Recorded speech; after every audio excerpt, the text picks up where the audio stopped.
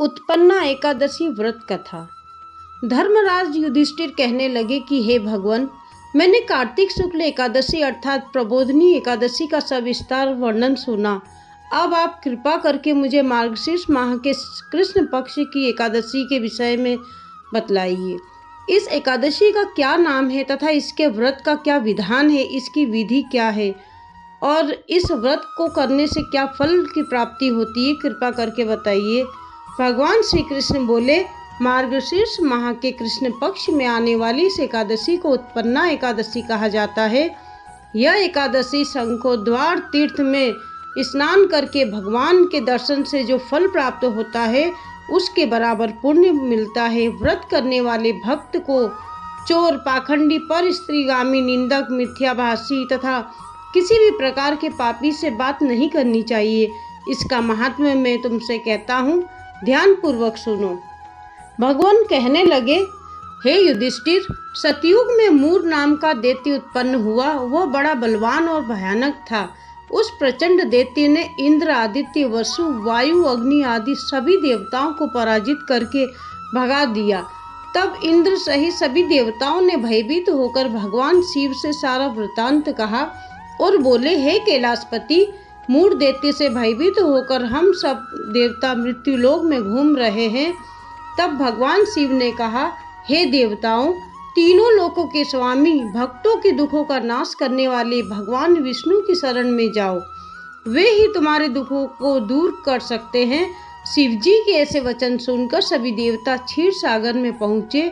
वहाँ भगवान को शयन करते हुए हाथ जोड़कर उनकी स्तुति करने लगे कि हे देवताओं द्वारा स्तुति करने योग्य प्रभु, आपको बारंबार नमस्कार है। देवताओं की रक्षा करने वाले मधुसूदन, आपको नमस्कार है। आप हमारी रक्षा करें। दैत्यों से भयभीत होकर हम सब आपकी शरण में आए हैं।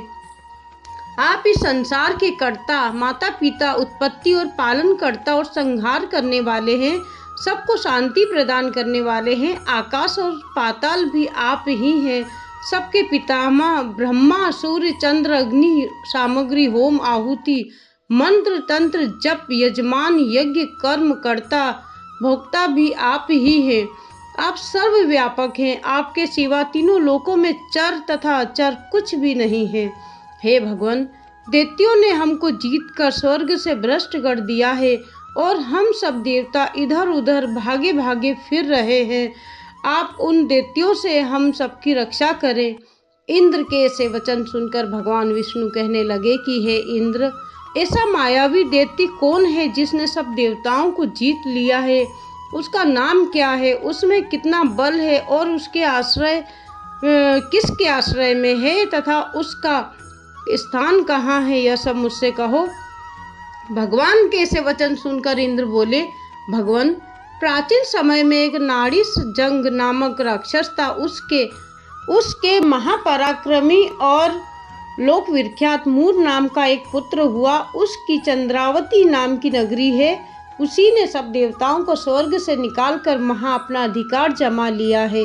उसने इंद्र, अग्नि, वरुण, यम, वायु, ईश, चंद्रमा, नैऋत्य आदि सबके स्थान पर अधिकार कर लिया है। सूर्य बनकर स्वयं ही प्रकाश करता है, स्वयं ही मेघ बन बैठा है और सबसे अजेय है। हे असुर निकंदन, उस दुष्ट को मारकर देवताओं को अजेय बनाइए। यह वचन सुनकर भगवान ने कहा, हे देवताओं, मैं शीघ्र ही उसका संहार करूंगा। तुम चंद्रावती नगरी जाओ। इस प्रकार कहकर भगवान सहित सभी देवताओं ने चंद्रावती नगरी की ओर प्रस्थान किया।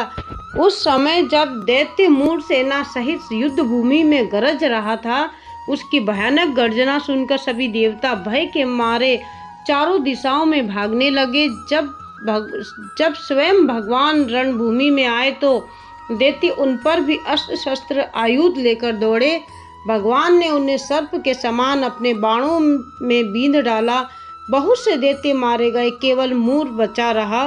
वह अविचल भाव से भगवान के साथ युद्ध करता रहा। भगवान जो भी तीक्ष्ण बाण चलाते बस उसके लिए पुष्प सिद्ध होता। उसका शरीर छिन्न भिन्न हो गया, किंतु वह लगातार युद्ध करता रहा। दोनों के बीच मल्ल युद्ध भी हुआ। 10,000 वर्ष तक उनका युद्ध चलता रहा, किंतु मूर नहीं हारा। थक कर भगवान बद्रिकाश्रम चले गए। वहाँ हेमवती नामक सुंदर गुफा थी। उसमें विश्राम करने के लिए भगवान उसके अंदर प्रवेश कर गए। यह गुफा 12 योजन लंबी थी और उसका एक ही द्वार था। विष्णु भगवान वहाँ योग निद्रा की गोद में सो गए। मूर भी पीछे पीछे आ गया और भगवान को सोया देखकर मारने को उद्यत हुआ। तभी भगवान के शरीर से उज्ज्वल कांतिमय रूप वाली देवी प्रकट हुई। देवी ने राक्षस मूर को ललकारा, युद्ध किया और उसे तत्काल मौत के घाट उतार दिया। श्री हरि जब योग निद्रा की गोद से उठे तो सब बातों को जानकर उस देवी से कहा कि आपका जन्म एकादशी के दिन हुआ है, अतः आप उत्पन्ना एकादशी के नाम से पूजित होंगी। आपके भक्त वही होंगे जो मेरे भक्त हैं। जय श्री हरि नारायण। राधे राधे। एकादशी की मंगलमय शुभकामनाएं।